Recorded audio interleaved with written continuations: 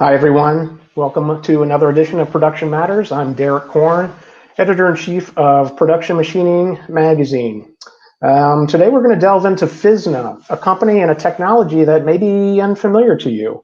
But I guess one way to think about it is the Google of 3D models that can be used by designers and manufacturers alike. But there's a lot more to that. So we have Matt Johnson, a Fizna application engineer, to steer us through a demo here. So Matt, welcome, and why don't you introduce yourself? And I think we're going to kick off with a little video to talk about Fizna and the company and the technology. Thanks, Derek, and thanks for all of you for tuning in and for having me today. Like quick bio of myself, and then as you say, let's play an intro video, then I'll get right into the product and go through some use cases. My name is Matt Johnson. I like to claim that I come from the industry, so I hope to think that I'm still one of you. 20 years in CAD and PLM. I started my industry experience right out of high school in aerospace quality, moved into metrology, programming CMM machines, and being certified as a DSQR for Pratt and GE and Rolls-Royce. And kind of a post 9/11 fall out of the aerospace industry, but took my passion for designing in CAD into a new product development role. And I spent the next 10 years in medical devices, hospital stretchers, beds, birthing beds, that type of stuff. Where I really found my passion begins to develop for teaching, mentoring, assisting, staying abreast of emergent technologies. And so I did that internally as a lead designer and supporting our new product development team. I took that passion and left the industry and joined a Siemens reseller where I did pre-sales and post-sales support, classroom training, on-site customer support for NX, Team Center, and Solid Edge. And through that passion, ended up doing that internally here in Cincinnati for a large consumer packaging good company, which is where I became aware of Fizna and wanted to be part of their journey. And so sought them out in a little deeper way and ultimately joined the team here about 18 months ago. So very excited about what we're doing here at Fizna. I'd like to introduce you a little bit to our board members and what we're doing. But let's go ahead and play that video if now's a good time. A little 3 to 5 minute video, give you a little explanation of what we think we are conceptually, and then we'll jump right into the product. Engineers and designers have the responsibility of creating, tracking, and managing 3D CAD files. But 30 to 50% of your time is spent searching for designs, correcting files, and redesigning models from scratch. The impact is not only on your time. Duplicate files and faulty designs can lead to machine breakage, safety issues, unplanned downtime, and financial loss. Fizna is a tool that helps engineers and designers to easily find models so you don't have to redesign or start from scratch. We are different from other shape search tools because we use true geometry when looking at models. We don't just rely on slicing, external views, and camera angles to determine the uniqueness of a model. Our proprietary algorithms codify CAD data and analyze the internal and external makeup of a 3D model, giving you more data than any other software solution. In Fizna, you can upload your complete or partial CAD model to find similar and duplicate models based on key metadata, shape, parts, assemblies, compliance, and patterns. The search results find all models with matching geometry, including assemblies with that part, and all the parts within that assembly based on geometry and not on any metadata or tags. And you can compare models within search results to easily see the differences and similarities. AI predictions, or smart tags, also make it possible to find new parts based on classifications, function, material, cost, and other criteria. Fizna can be used as a standalone product or as a plugin for CAD or PLM software. Visit Fizna.com to learn how to leverage the power of your 3D data. Thanks for that, Derek. Are you ready for me to take over? Do you have any more introduction comments to get started with? No, I guess the only thing I'd say is for people watching the session here live, if they have questions, go ahead and enter them and we'll get to those at the end. But no, go ahead and take it away, Matt. I'm going to do that. Okay, I appreciate it. Fizna, play on word for physical DNA. That's our namesake. That's where we come from. Let me give you a brief introduction of our C-level and some board members that are important. Paul Powers is our CEO and founder. Paul's background is actually intellectual property patent attorney, which is where he began to first investigate technology that can help him as an attorney to differentiate between physical objects. So as he began to develop that product, he ran into others at engineering trade shows and say, hey man, you're missing the market play here. This is a tool that's been needed for a long time, aerospace machining, automotive, in general manufacturing design. Our CTO is Dennis DeMeyer. He comes to us by way of Google. So he's been with us for going on 9 months now, I'm thinking. So he came from the G suite of products. Obviously, that speaks and stands for itself. Mark Kwame and Jason Warner, both notable board members, want to point out. Mark Kwame is actually the founder of Drive Capital, and Drive Capital supported Fizna with our Round A series of funding. Mark was a former partner with Sequoia Capital. And Jason Warner is currently the CTO at GitHub, but sits on our board as a strategic advisor for us.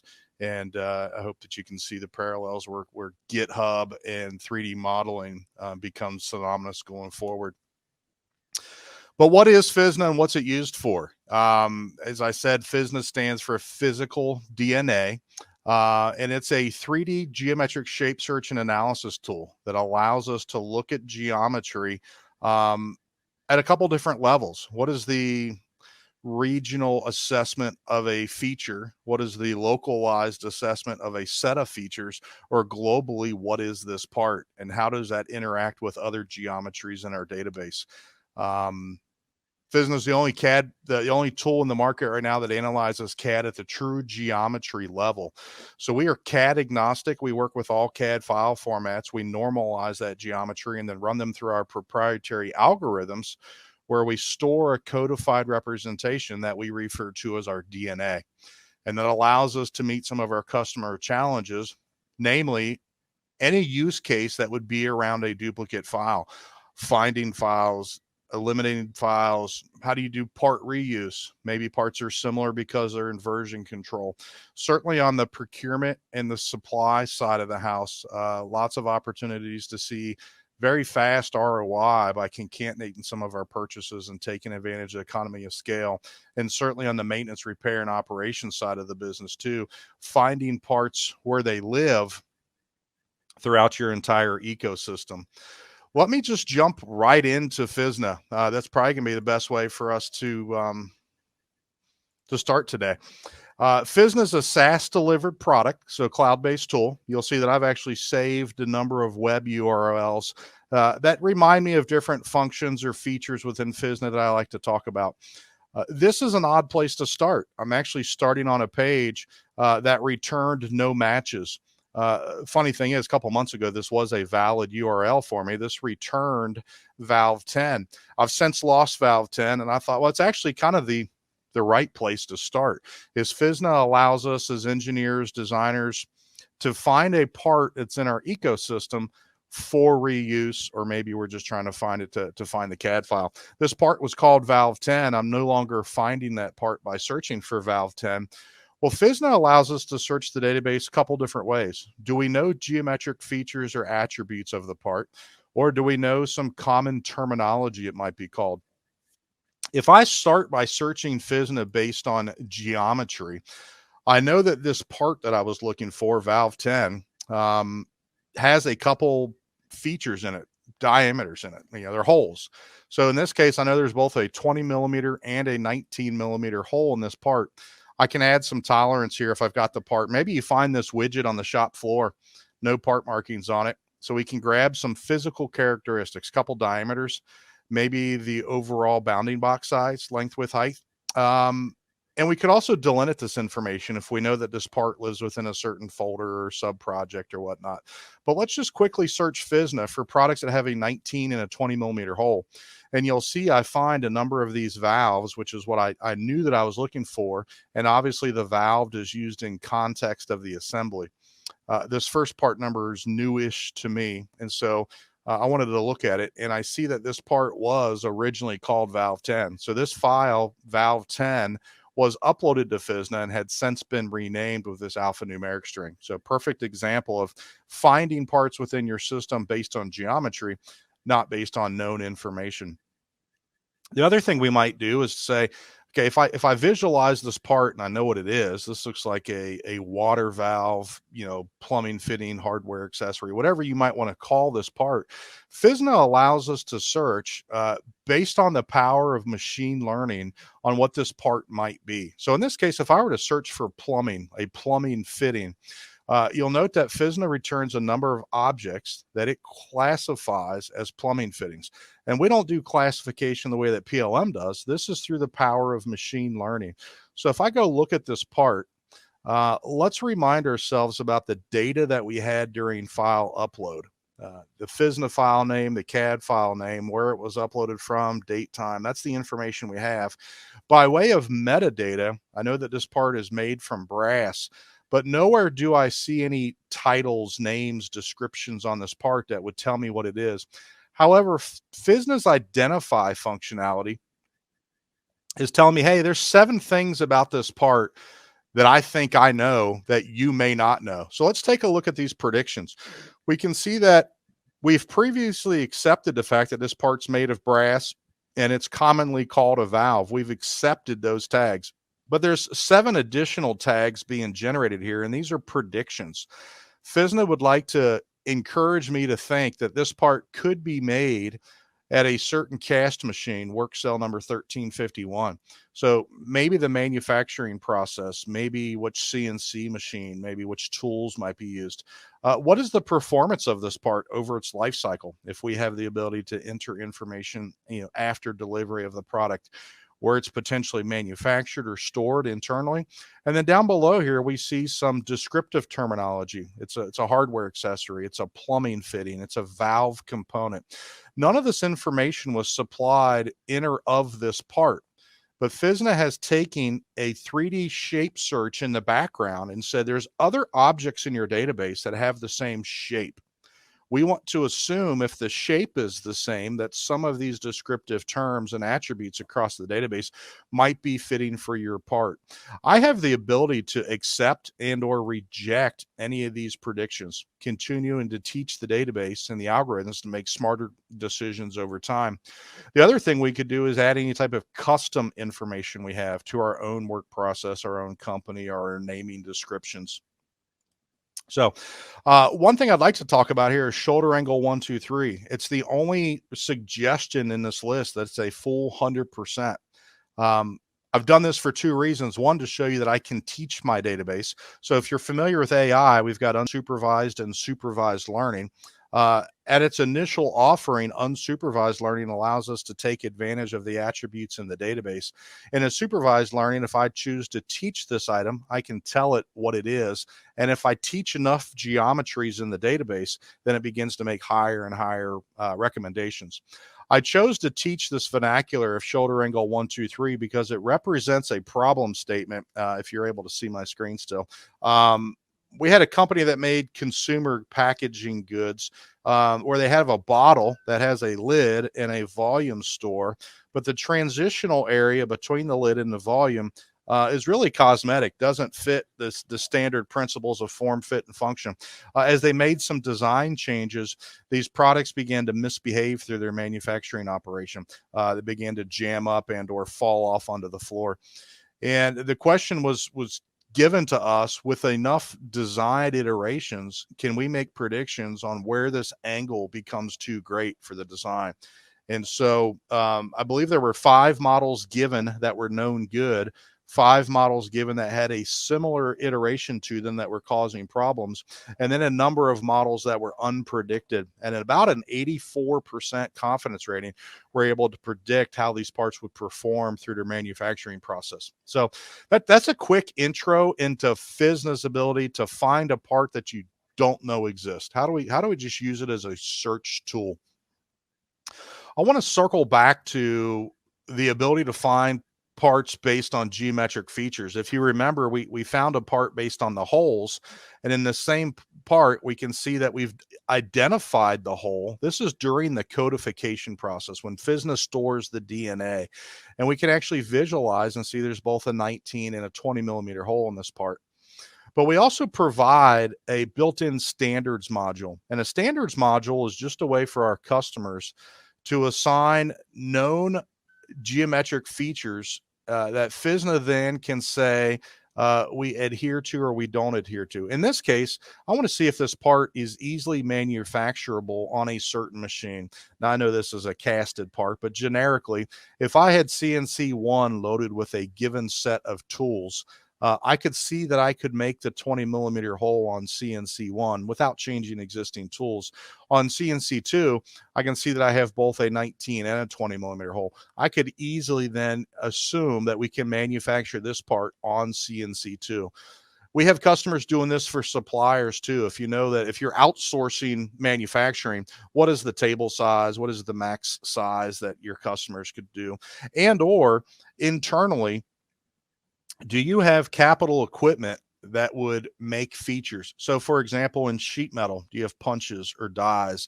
Do you have equipment that you want to reuse? And if you do, what are those standard punch sizes? Or are you adhering to either ANSI or ISO tolerances for either close fit or loose fit tolerances? And we want to make sure that every part, every hole in this part is of that same diameter tolerance. So the standards allows us to do that quickly and easily. And then this whole information obviously is what's available for us to reuse through the feature search. So that brings us to a part. So we found a part, now we have an object, and Fizna gets to shine and say, well, I can find other objects in the database that are like this. And there's three ways that we do that. We do that locally by saying, does this part match another part holistically? I'm looking for this part. Is there valves in the system? Or maybe I want to find part relationship to others. So in PLM vernacular, this would be where used or where referenced. It's important to note that all of our searching here is removed from bill of material. So we are storing bill of material in assembly trees, but any of our searching is not using that. Now, I'll show you a few examples of that as we go forward. And lastly is a scan match technology that allows you to literally take a scan of an object and match that back across your database to find either other scans or potentially, if you have in your database, the native CAD file. So let's take a look at the part match. If I take a look at the part match, Fizna is saying there are other parts in my database that are same or similar to this object up to the threshold I have set, which is 85%. And we'll notice right off the bat, I have some 100% identical geometry. These parts are identical regardless of file names, CAD file types, versioning. At this point in time, these three files geometrically are the same. So we certainly need to understand why we have multiple files in the system. Do we want to obsolete? Do we want to concatenate these part numbers? Or do they live differently because they're made of different materials or something of that extent? We also find that there's other models that are similar. These could be different sequences in a revision life cycle or another model for a different purpose. But let's just take one that's different, 89% similar, and we have the ability to visually compare these models. And we can do this a few different ways. We're always comparing A to B, or we can toggle B to A. And by doing that with this Boolean overlay, it's easy to see that this part is pre and post tap. So the part on the left has not yet been threaded. The part on the right has. A real quick, easy way to visualize changes between parts.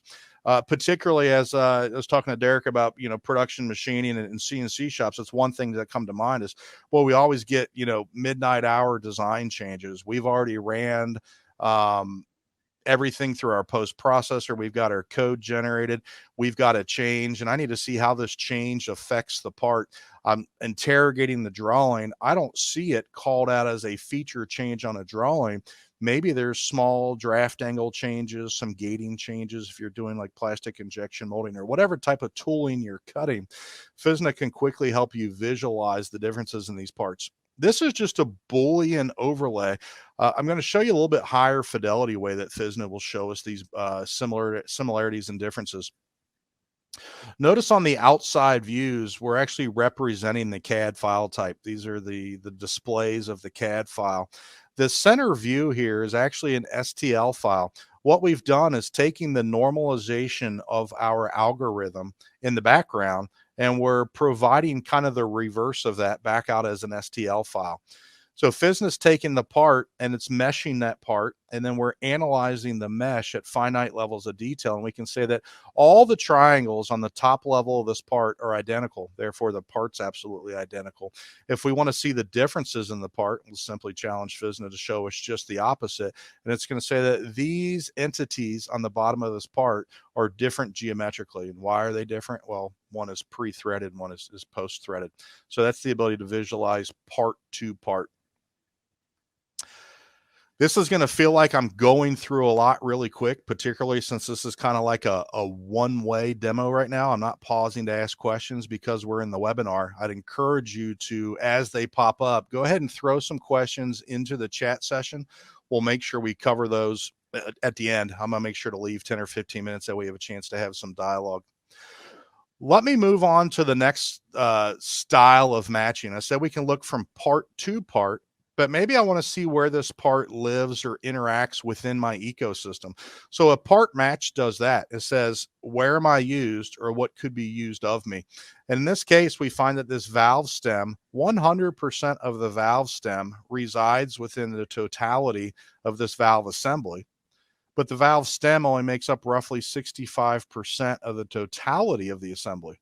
And we'll come back in a minute and take a look at this example, but let's scroll down and eventually we'll start to see the inverse of this.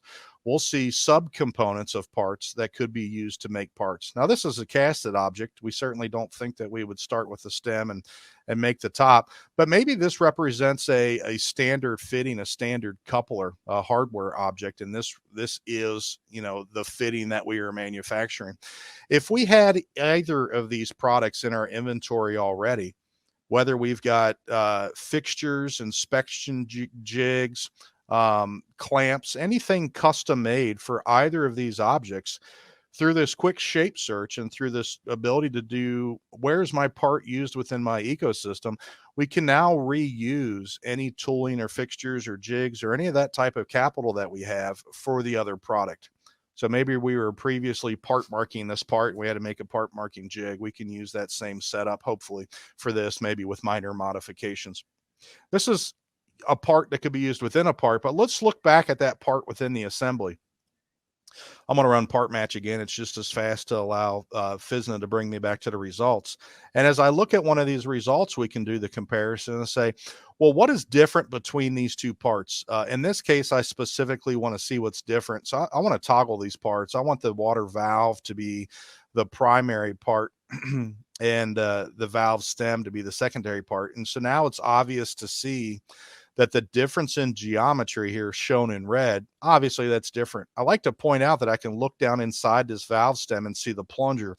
So there's some hidden geometry here that might be hard to visualize. And so I want to revert to the mesh comparison. And the mesh comparison is actually going to show me the finite level of change between two parts. So in this case, we're saying, what's the same between these objects? Again, the left is the assembly file, the right's the part file. That's the CAD geometry. And the center here, we're representing the difference between these files. I'm sorry, the similarities between these two models. I'm not simply re-showing this bomb light item. I'm really recreating that as an STL file. If we allow Fizna to process the differences between these files, it's going to highlight just a little bit more what I'm talking about. And so we see that the handle is different between these models. The top nut is different. And then we come to the plunger. And someone would argue that the plunger is not being displayed appropriate, but I would say, oh, that's exactly right. If I were to be showing a bomb level comparison, these parts exist, these parts don't, we would expect to see a full plunger. In this case, Fizna is displaying something quite different. We're displaying the similarities and differences to the geometry. And so the geometry of this plunger is a net difference where it does not have an interference fit. So this geometry is allowed to live in its own isolation, different between the geometries, but whereas there's an interference fit where it makes the valve shut off, that would be similar geometry, and thus it's not being shown in this particular example. So lots of great uses there for the Fizna comparison tool. And we'll take a little bit deeper look into this in a little bit when we look at, our component finder and some other tools.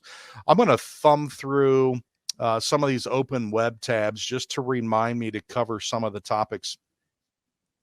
One of the ones I came to that's worth noting is a built-in cost estimation tool. And this builds a little bit on our AI, but really is looking at part volumes and part material types. So this is not going to account for the number of setups, the tool life of your parts and all that. But this is really for castings and additive manufacturing folks, where the volume of the part plays a bigger role in its total cost. So in this case, I'm setting an outlier that says, hey, if there's parts that are 50% to 150% my volume in the system, and they're the same material, and in this case, my part was made of brass, let's take a look at those other parts. And here's the other parts and their volumes. They're all brass with similar volumes, and here's their cost. And so Fizna is just going to plot for us a best fit curve and tell you, here's kind of a truth factor of where that price would be on a material over volume cost. I'm going to skip location. That has a lot more to do with a lot more setup than what we're going to be talking about today. But I switched to this screw as another seed part to search against. And it's not because the screw is important. Quite the opposite, really, is that the screw is an object I've used over and over again. Many engineers have a cheat sheet of a certain set of part numbers they use. A lot of it's hardware, a lot of it's base frame stuff. I want to use this part because I know that this part is part of an assembly that we built. And engineer Bob retired. This was 2 or 3 years ago. I don't remember it. How do I find that assembly? Maybe I don't have access to the BOM. Well, here's the ability for shape search to do what we saw on the water valve, is that I do a part match against this screw.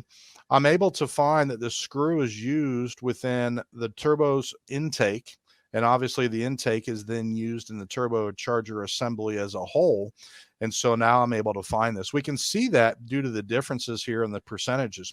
The screw is definitely 100% used within the subassembly. At the subassembly level, it makes up roughly 2% of the part. Well, as you add additional geometry at the top level assembly, the screw's proportion of that has dropped significantly to less than 1%. The other thing I'll point out here is the similarities and comparison match. This is the bolt hole pattern that's in this assembly. I point that out because let me show you how that was created. If we compare this screw or this bolt within this turbo, we can say, yep, the DNA matches. So we're going to show you that. But more importantly, remember, if we go to this mesh comparison, we can see where it lives in context of the assembly, not just that it's a similar part. And so now if we're able to zoom into the part, we can see that it actually creates this bolt hole pattern. And so what Fizna has done is said, I found the DNA sequence of the bolt as I went through the assembly's DNA sequence, and we found a bolt. These parts are the same. So it quit processing for the sake of speed. But in this case, we might want to know, well, how many bolts are in here? How many different subsets? And so we can say, well, what is the multi-match of this part? I know this bolt is used here. How many times is it used? So Fizna is out running that algorithm again and saying, oh, we actually found this screw multiple times. Matter of fact, we found it 8 times. So if you're trying to count features within an assembly, subcomponents in an assembly, Fizna can help us do that really quick. And it also show you where those live. And then if you remember on the previous screen, we had this saved as a bolt hole pattern. We always allow you to save the geometry that's generated here in our comparison view, because a lot of time it's geometry that won't exist in your native CAD system.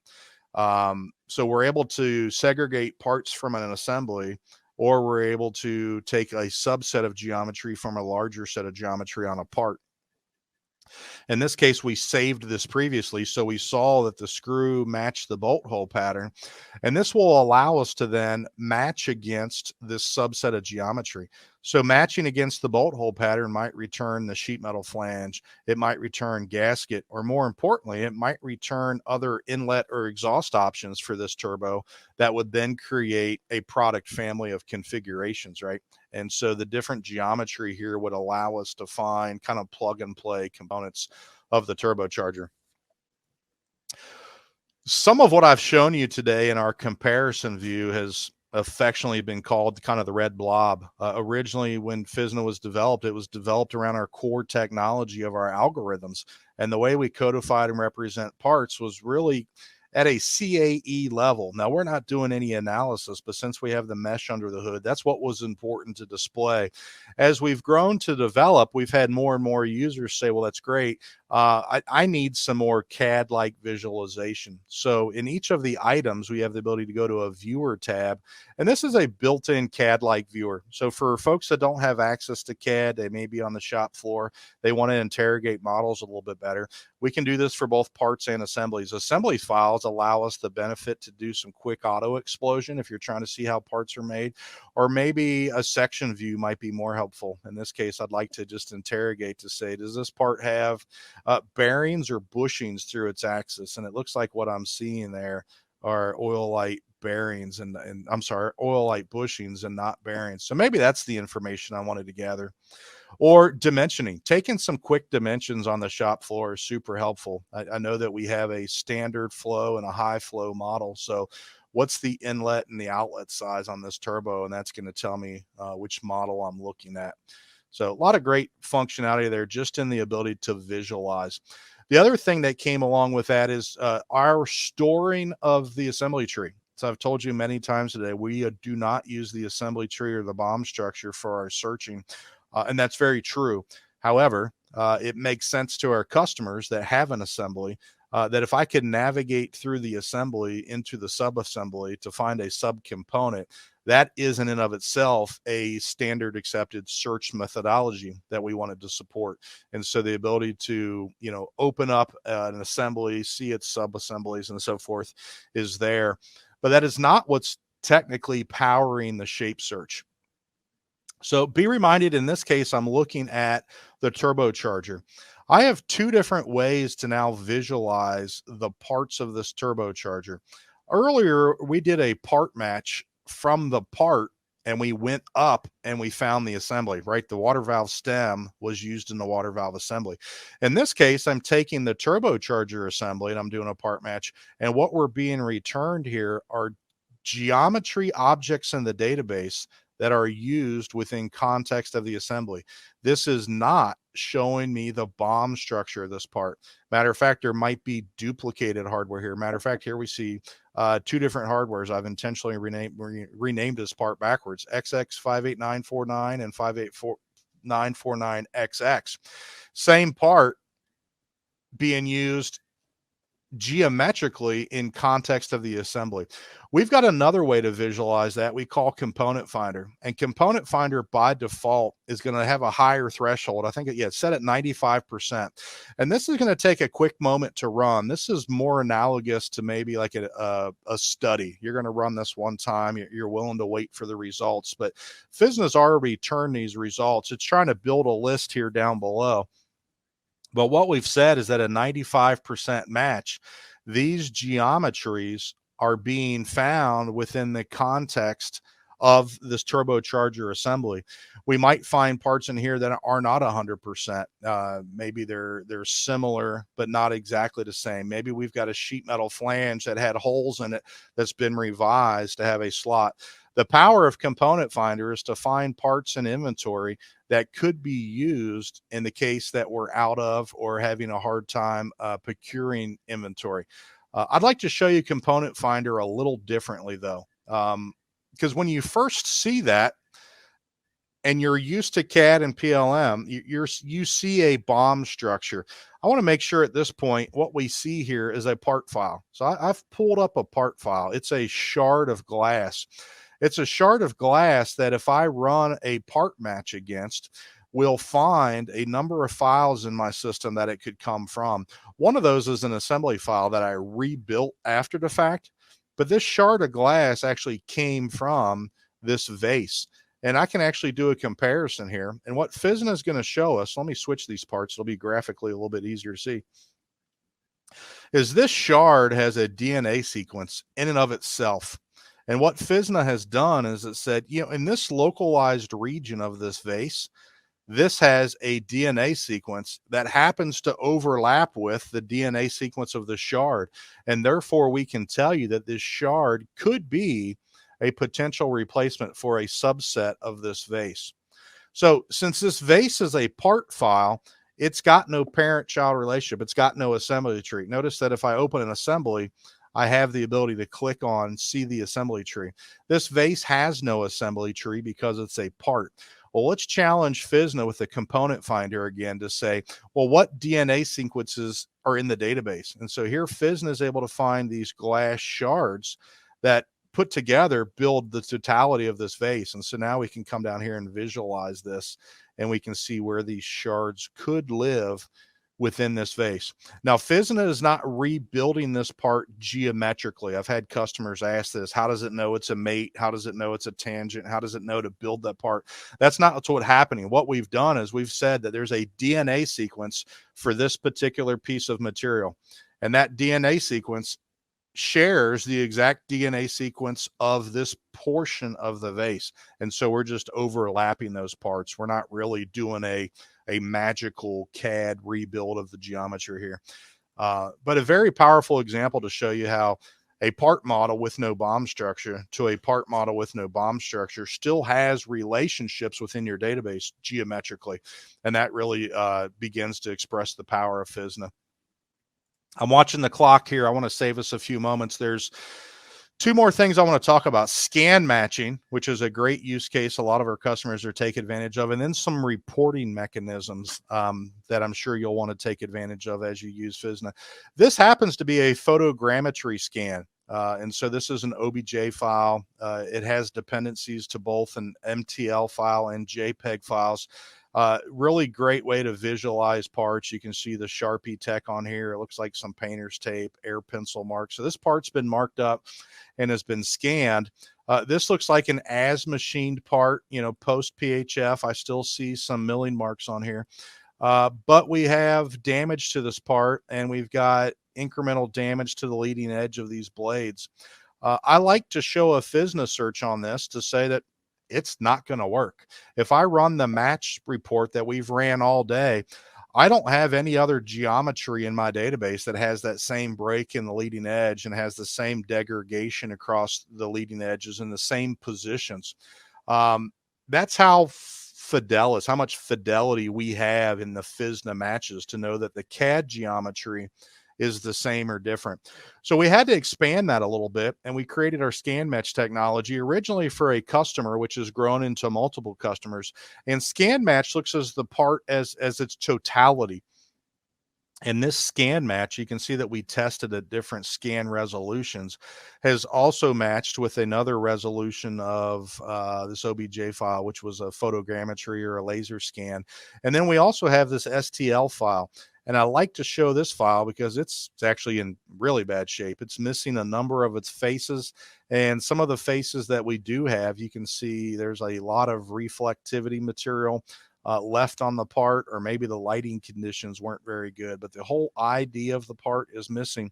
However, Fizna is still able to take this scan match to find other scans in the database or other objects that have the same global size and shape. One of these objects we find happens to be an XT file, which my industry experience tells me is a parasolid CAD model. And so from the scan of this object, we're able to find the native model that can then be post-processed again, ran through camming operations and to make our tool path. So how are customers using this? Originally, one of the things that Fizna believes is that we stand in the gap between the digital world and the physical world. And we want to help our customers build a bridge, that we're always going to have CAD, PLM, digital files. But most of what we do in our life is with the physical objects we can touch. Maybe we're manufacturing them, maybe we're assembling them, or maybe we're on the maintenance side of the operation trying to keep the things running. We have we have a global supply customer with millions of SKU numbers, and they've got warehouses full of SKUs that come from centuries ago that are still on microfiche if they have them, and if not, still printed 2D PDF files. So they are investing heavily in the ability to scan their objects, and they are creating a digital library that Fizna can help build the bridge between the items that they have and now a digital catalog of this. The other aspects that we've seen this used is for maintenance, repair, field support for objects that probably will not be returned to the mothership. So we've got folks in the mining operation and the oil and gas operation, and even the use cases in DoD and potentially a forward battlefield. If an object is broke, we're probably not going to take it completely apart, box it up, and send it back. But if we can scan this object with LiDAR scans on iPhones, iPads, any of the technology available, we can send that back digitally and be told where the nearest part is, and or in the case of an emergency, we can actually email you back this CAD file and have that made locally. So great use cases there for scan technology, and scanning technology was really our first footstep into 2D to 3D. So keep an eye on Fizna in the coming weeks. We are releasing our beta 2D to 3D API this week. So I believe you'll start to see more about that upcoming. So stay tuned. And lastly, let's look at two reports. The first report is Custom Report. Custom Report takes the totality of Fizna's individual features and allows us to use them all in one place. So for example, I remember that water valve stem had a hole. So geometrically, I want to find parts in my database that have a 19 millimeter hole. That's not something we can do today without thumbing through prints or opening a lot of CAD models. So I can take 10,000 models and say, show me all the parts that have a 19 millimeter hole, and Fizna is instantly going to return our report. The other thing I'd like to say is, I don't know what this part is called, but I know Fizna has this AI, and the AI is pretty smart. And I would assume that this part might be called a valve stem, a water valve stem, a plumbing valve, whatever. But it contains the word valve. I didn't say it was a valve, but I want to find valves that have a 19 millimeter hole. And since I've got the part in hand, I can easily say that this part is brass. So now I'm looking for brass parts that have a 19 millimeter hole that could potentially be called valve. And if I run this report, we'll see that Fizna quickly returns one result. This is important because it's narrowed down all the parts in the database to just the part I've been working with today. Be reminded that as we ran a match against this part, there's actually multiple parts in the database that have 19 millimeter holes. Some may or may not have the brass metadata, and some may or may not be attributed as being a valve through the AI. But we're quickly able to find those parts. The other benefit of the custom report is that as we run reports, we have the ability to save them. And so these are reports that we can rerun on a regular basis or an audit type basis. So the custom report feels comfortable. It's list of values, it's text-based, but gives us the power to examine 3D geometry, AI smart tags, and known metadata. The last report's often the first report. And so we can run this as a service opportunity for companies, particularly if you're going from an unmanaged to a managed system, or maybe you want a snapshot of your data to say, how big is the problem? Do we have a lot of duplicates? And so I'm going to turn this threshold down to say 80%. And I only want to look at these valve type components we've looked at today, which are in a subfolder. And so I'm going to say, hey, Fizna, tell me how many duplicates do I have in my system? And we're going to return every object in the database and any matches it might have. So the first valve that we came across has 8 potential matches that are 80% or above. We can expand this and now see that this valve has some absolute geometric duplicates, and then it has some similarities. So some of these look like revisions in its life cycle, which can be concatenated, but some of these are other parts. And so as an engineering task, we need to understand how they're different and why.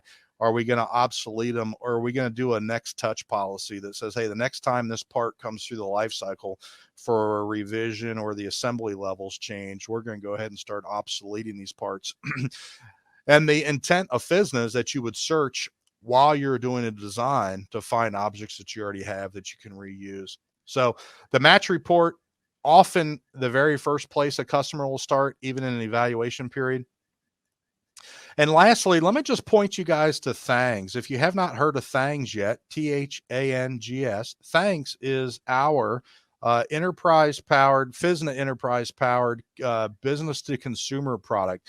So this is a 3D model sharing site that you can have both private and public data. So you can put models in here you don't want to share, or you can put models in here that you are willing to share. But note that when this turbocharger is uploaded, we also find geometric related parts. We have some of the benefit of Fizna here.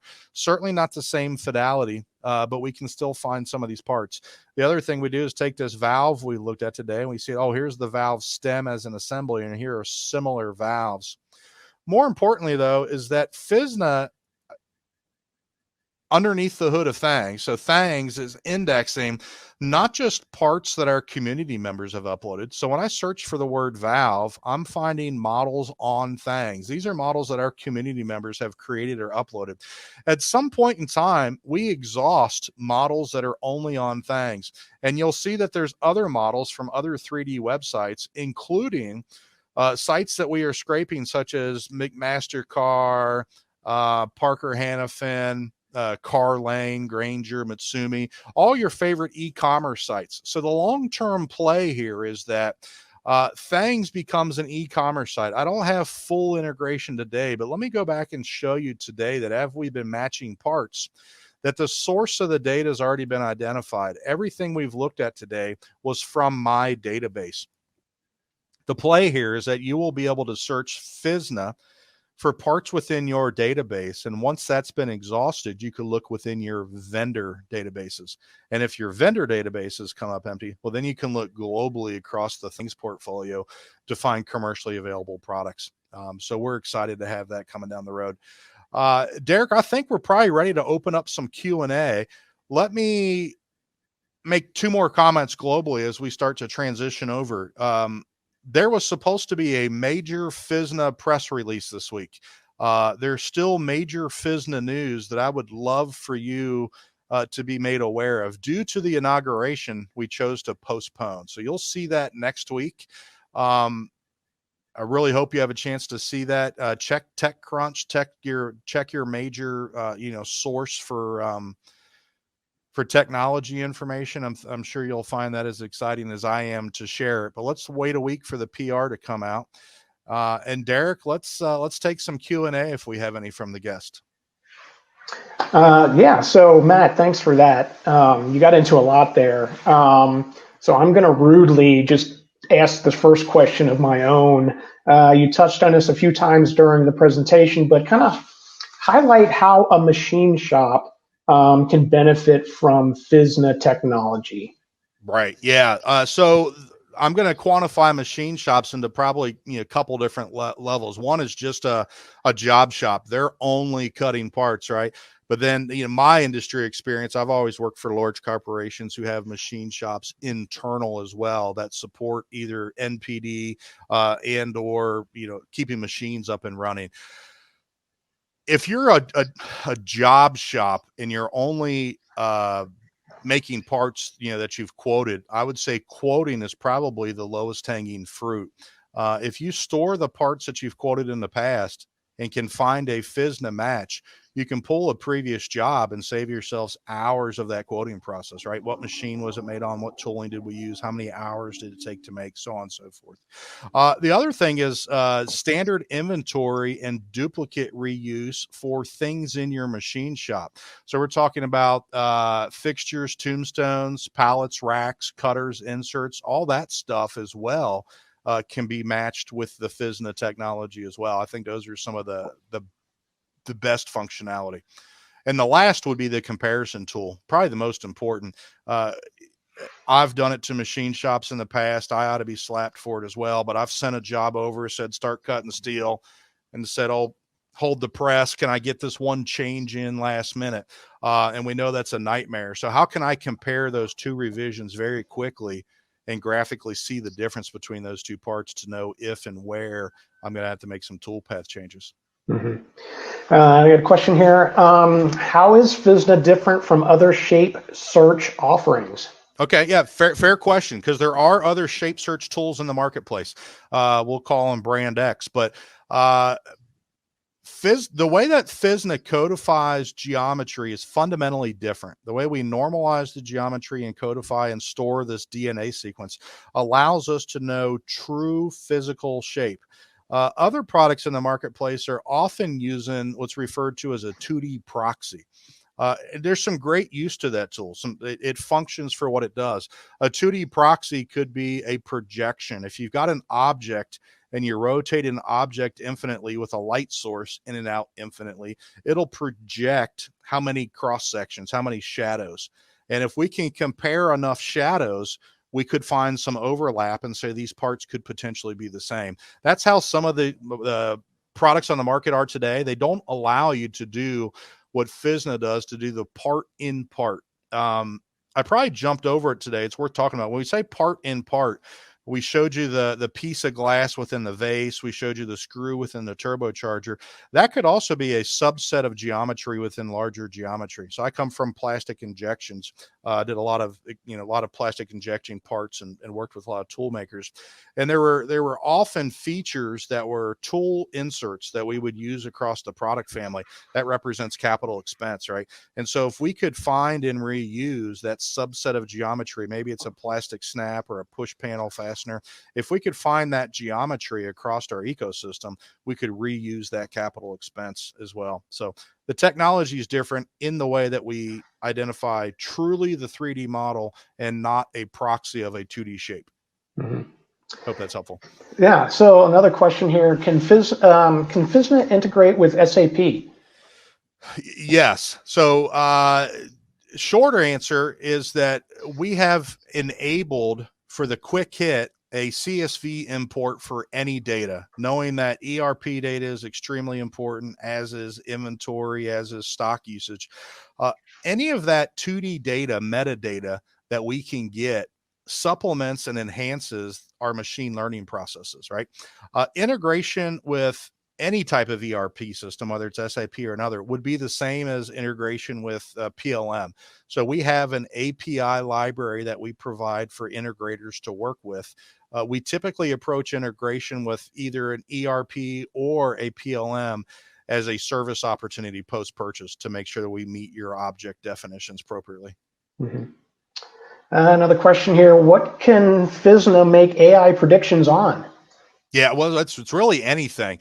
But you need to understand how and why that prediction is made. And then the prediction is made based on some thresholds that the user admin is allowed to set that says, what is a geometry match considered? So I want to find parts that are 80% or higher. I don't care about lower threshold parts. And out of those parts that are a match, I only want AI to report at what threshold. And so what we get to do is to concatenate data, metadata, smart tag data, any property data that we have across the database on these parts based on their shared geometric similarities. That's really the core of how it works. Yeah.